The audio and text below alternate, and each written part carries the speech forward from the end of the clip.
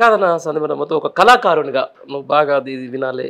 గత 10 ఏళ్ల పాటు తెలంగాణ సంస్కృతిని, తెలంగాణ సాంప్రదాయాన్ని చాలా అద్భుతంగా గజ్జగట్టి పాట పాడి ఈరోజు ఒక అవసరం లేదు తెలంగాణ గురించి ఏం చెప్పాలనుకుంటే ఒక పాట కొన్ని పాటలు వేస్తే అర్థమైపోయే స్థాయిలో వచ్చేసినాం ఈరోజు. ఇట్లాంటి వ్యక్తి ఇదే ఉద్యమ కాలం నుంచి కూడా ఈ జయ జయ తెలంగాణ అనేది ఒక తెలంగాణ యావత్ ఓన్ చేసుకుంది. ఓన్ చేసుకున్న తర్వాత దానికి ఒక అధికార రూపం ఇచ్చేందుకు కొంచెం ఎక్కువ ఉండాలి.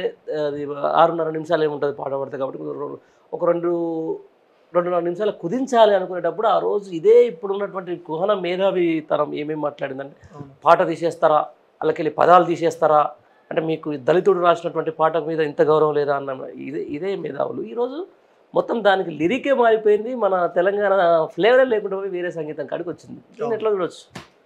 దాని నిజంగా తెలంగాణ భాష మీద, తెలంగాణ సాహిత్యం మీద జరుగుతున్నటువంటి కుట్రలో భాగమే.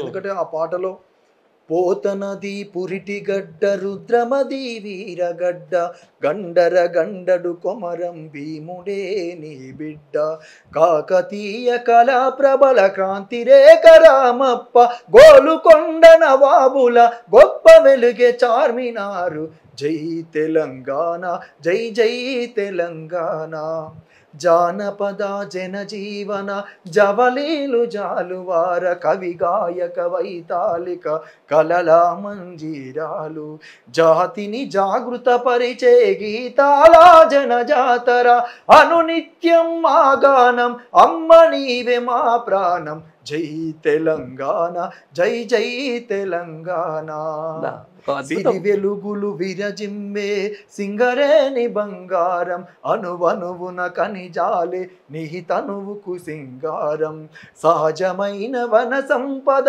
సకనైన పువ్వుల పొద, సిరులు పొంగె సారమున్న మా గానమే కదనీయద, జై తెలంగాణ జై జై తెలంగాణ, గోదావరి కృష్ణమ్మలు మన బీలకు మల్లాలి, పచ్చని మా గానాలు పసిడి సిరులు పండాలి, సుఖశాంతుల తెలంగాణ సుభిక్షంగా ఉండాలి, స్వరాష్ట్రముల తెలంగాణ స్వర్ణయుగం కావాలి, జై తెలంగాణ జై జై తెలంగాణ, జయ జయ హే తెలంగాణ జననీ జయకేతనం, ముకోటి గొంతుకలు ఒక్కటైన చేతనం, తరతరాల చరితగల తల్లి నీ రాజనం, పలు జిల్లల నీ పిల్లలు ప్రణమిల్లిన శుభతరుణం, జై తెలంగాణ జై జై తెలంగాణ.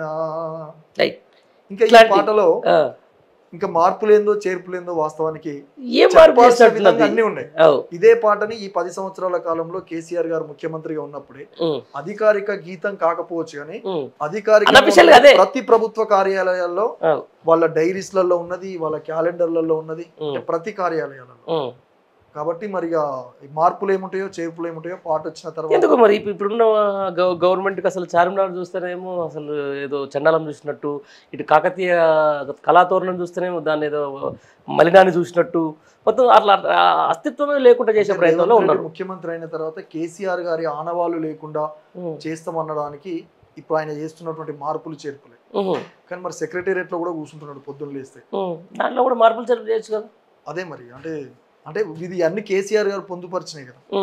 ఇప్పుడు గోల్కొండ కావచ్చు, ఇవన్నీ అంటే గోల్కొండ మీద తను జెండా ఎగిరేషన్ ముఖ్యమంత్రి అయిన తర్వాత రాజముద్రలో కాకతీయ కళాతోరణం పెట్టిండు, చార్మినార్ పెట్టిండు.